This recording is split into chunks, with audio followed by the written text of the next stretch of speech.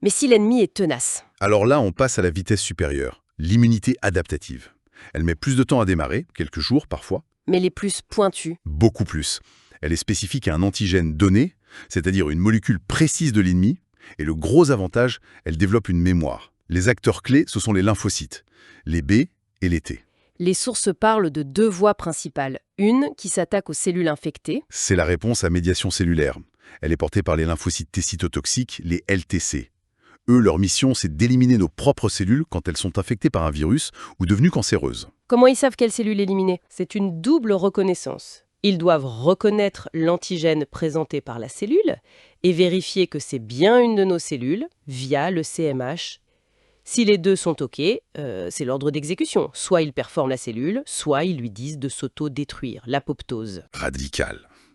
Et l'autre voie, la réponse humorale? Oui, elle cible plutôt ce qui circule hors des cellules.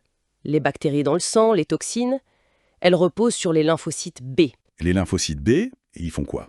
Une fois activés, ils se transforment, ils deviennent des plasmocytes, et là ce sont des vraies usines à produire des anticorps, des protéines spécifiques, souvent en forme de Y. Et ces anticorps, une fois dans le circuit, comme des missiles guidés. Un peu, oui.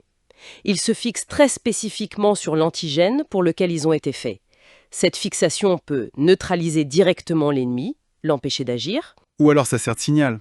Exactement. Ça peut marquer la cible pour les phagocytes, encore l'opsonisation, ou activer le système du complément dont on parlait.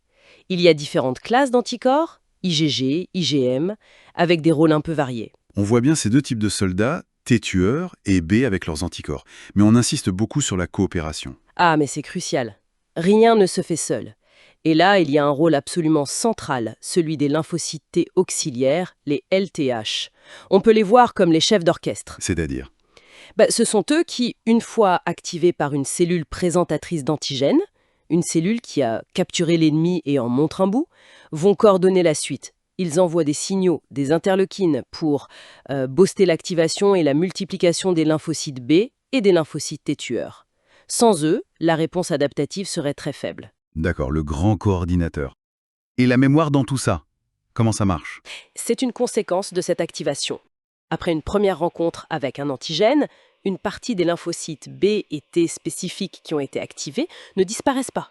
Ils deviennent des cellules mémoire. Elle reste là, en attente? Oui, elles persistent longtemps, parfois toute la vie. Et si le même antigène revient, ces cellules mémoire sont beaucoup plus nombreuses et réagissent bien plus vite et fort. C'est la réponse secondaire. Et c'est ça, le principe de la vaccination en fait. Exactement.